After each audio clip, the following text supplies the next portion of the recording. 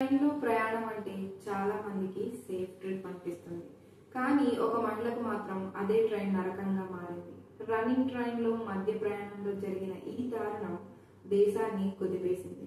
గుంటూరు నుంచి చల్లపల్లి వస్తున్న ట్రైన్లో మహిళపై అత్యాచారం. ఇది ఏ సినిమా సీన్ కాదు, నిజంగా జరిగిన ఘోర ఘటన. ఈ సంఘటన ఆంధ్రప్రదేశ్లోని పెద్దకూరపాడు రైల్వే స్టేషన్ దగ్గర జరిగింది. గుంటూరు నుంచి చల్లపల్లి వైపు వస్తున్న ట్రైన్ ప్రయాణం మధ్యలో గుర్తు తెలియని వ్యక్తి ఒక మహిళను కత్తితో బెదిరించాడు. మహిళను ట్రైన్లో ఒంటరిగా చూసి ఆమెపై దారుణంగా అత్యాచారం చేశాడు. తర్వాత ఆమె హ్యాండ్ బ్యాగ్ దోచుకొని స్టేషన్ దగ్గర ట్రైన్ ఆగగానే దిగిపోయి పరారయ్యాడు. ఒక క్షణం ఆలోచించండి, మహిళ ప్రయాణిస్తున్న ట్రైన్లో ఇంత భయానక ఘటన జరగడం ప్రజలు సురక్షితంగా ఉన్నారా అనే ప్రశ్నలు లేవనెత్తుతోంది. షాక్కు గురైన ఆ మహిళ చల్లపల్లికి చేరుకున్న వెంటనే జీఆర్పీ పోలీసులకు ఫిర్యాదు చేసింది.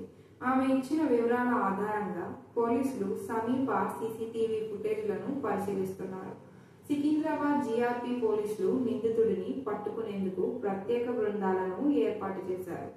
అదే సమయంలో ప్రయాణికులు ఆగ్రహం వ్యక్తం చేస్తున్నారు. ట్రైన్లో సెక్యూరిటీ ఎక్కడ?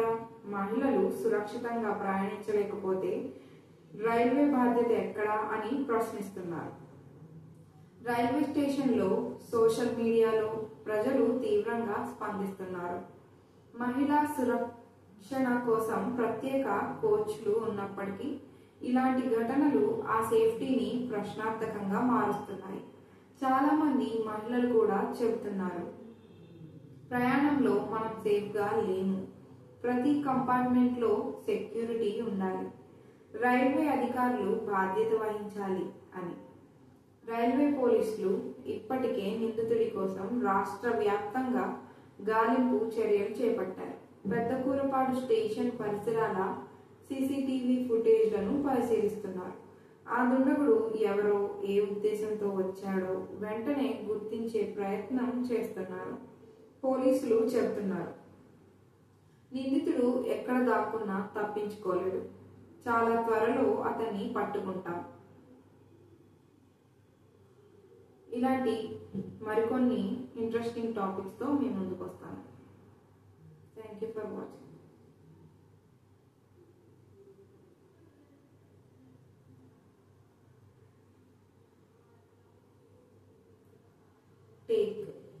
ఒక మహిళకు ఇంత భయానక అనుభవం రావడం మన సమాజానికి ఒక పెద్ద హెచ్చరిక. ప్రయాణం చేసే ప్రతి మహిళకు ఇప్పుడు భయం. ఇదేనా సేఫ్ ట్రైన్ అని ప్రశ్నిస్తున్నారు. ఇలాంటి ఘటనలు ఆగాలంటే సెక్యూరిటీ, అవగాహన మరియు కఠిన చట్టపరమైన చర్యలు తప్పనిసరి. మన దేశంలో మహిళా భద్రత ఇంకా ప్రశ్నార్థకం అని ఈ ఘటన మళ్లీ నిరూపించింది. నిందితుడు పట్టుబడే వరకు, బాధితురాలికి న్యాయం దక్కే వరకు మనమంతా ఆమెతో ఉన్నామనే మెసేజ్ ఇవ్వాలి. బాధితురాలికి మన సపోర్ట్, మహిళా సురక్షణ కోసం మన గళ, అదే నిజమైన మార్పు దిశ. ఇలాంటి మరికొన్ని ఇంట్రెస్టింగ్ టాపిక్స్తో మీ ముందుకు వస్తాను. Thank you for watching.